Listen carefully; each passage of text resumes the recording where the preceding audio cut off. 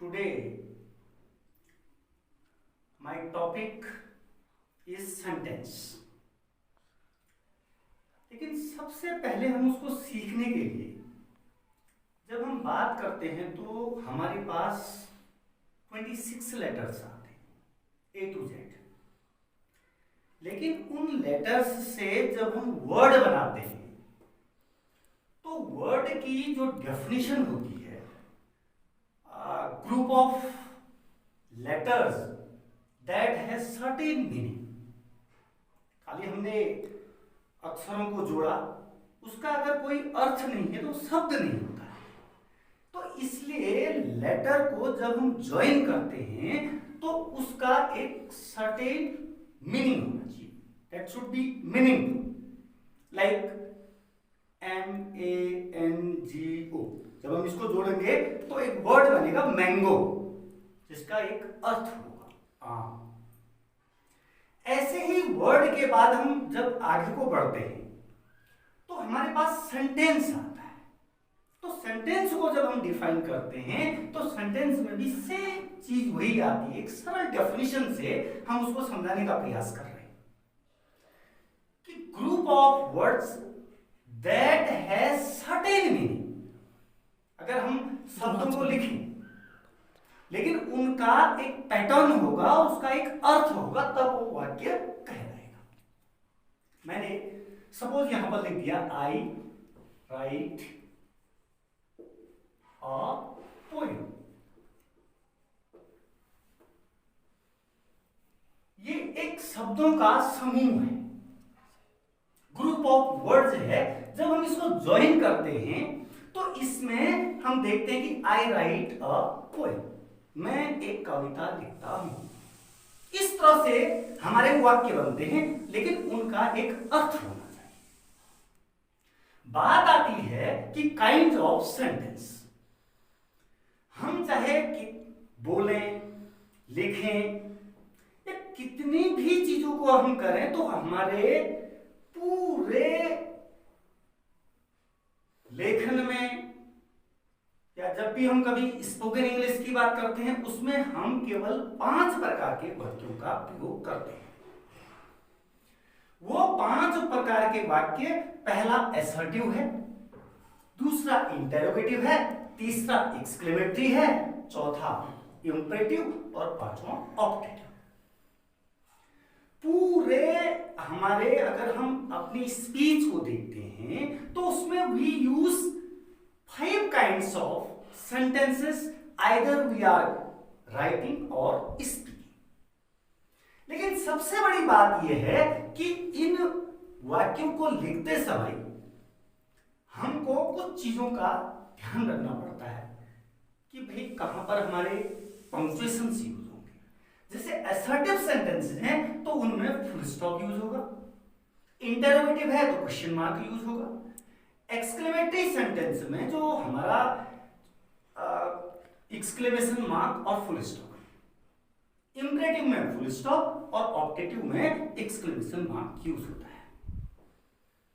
जो assertive sentence है वो एक तरह का सकारात्मक और नकारात्मक दृष्टिकोण दर्शाता है, और इंटरोगेटिव जो है वो हमारा प्रश्न हो जाता है, प्रश्न करता है हमसे। एक्सक्लेमेटरी सेंटेंसेस एक तरह का सरप्राइज क्रिएट करता है, समथिंग कम्स आउट स्पॉन्टेनियसली।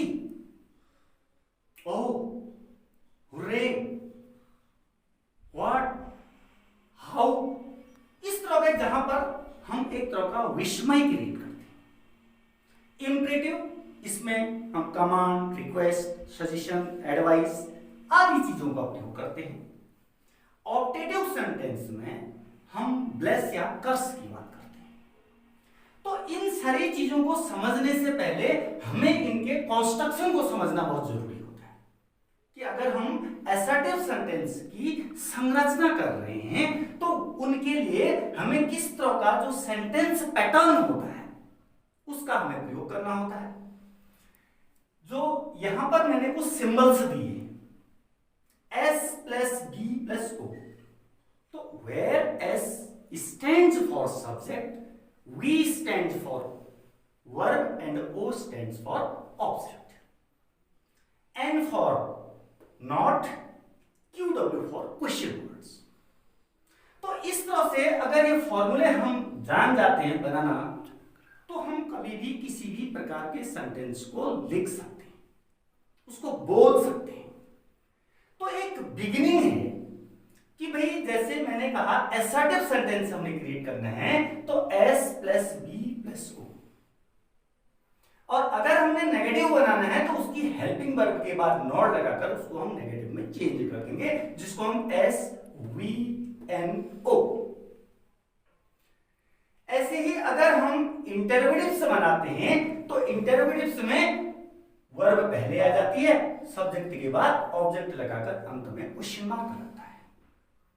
इसी तरह से अगर हम इंटरोगेटिव नेगेटिव बनाते हैं तो verb subject not object question mark.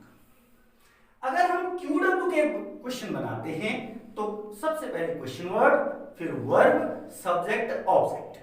यहां पर दो प्रकार का होता है, QW plus V plus S plus O, QW plus V plus S plus N plus O as per demand of the sentence. Imperative में वर्ब की फर्स्ट फॉर्म रखते हैं, उसके बाद ऑब्जेक्ट लगाते हैं, और ऑप्टेटिव बनाते समय हम में लगाकर सब्जेक्ट। सब्जेक्ट का मतलब यहां पर नाउन और प्रोनाउन से, उसके बाद हम वर्ब की फर्स्ट फॉर्म लगाते हैं और ऑब्जेक्ट लगाकर अंत में एक्सक्लेमेशन मार्क लगा देते हैं। अगर हम इनके एग्जांपल्स बनाएं, जैसे मैं एक एग्जांपल देता हूं, आई राइट अ पोएम। असर्टिव है। असर्टिव के दो भाग होते हैं, अफर्मेटिव और negative. I right a poem, I do not right. इसी तरह से अगर हम इसका इंटरोगेटिव बनाते हैं तो हम इसकी वर्ब को पहले लाते हैं। वर्ब को पहले लाने के लिए स्पेशली हेल्पिंग वर्ब को हम पहले लाते हैं। तो do I right a poem, अगर उसका हम इंटरोगेटिव नेगेटिव बनाते हैं, do I not right a poem. इसी तरह से अगर हम इसका क्वेश्चन वर्ड बनाते हैं, why do I right a novel, why do I not right a poem.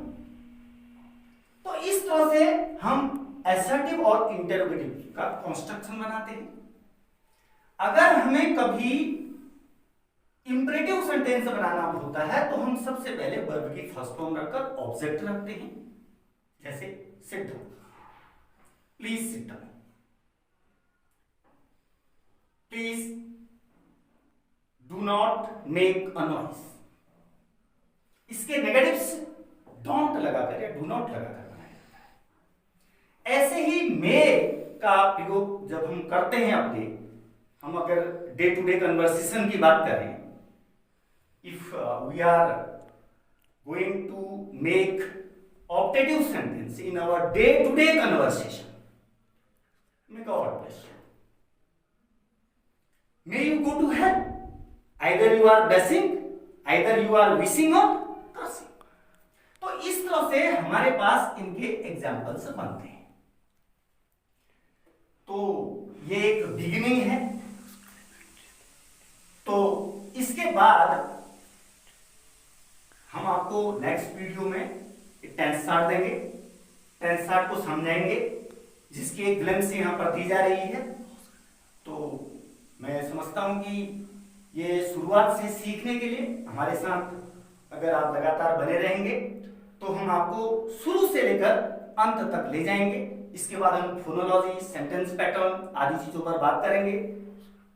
मैं आशा करता हूं कि यह आपको पसंद आएगा, और आएगा तो आप इसको सब्सक्राइब कीजिएगा ताकि हम बने रहें और सीखते रहें।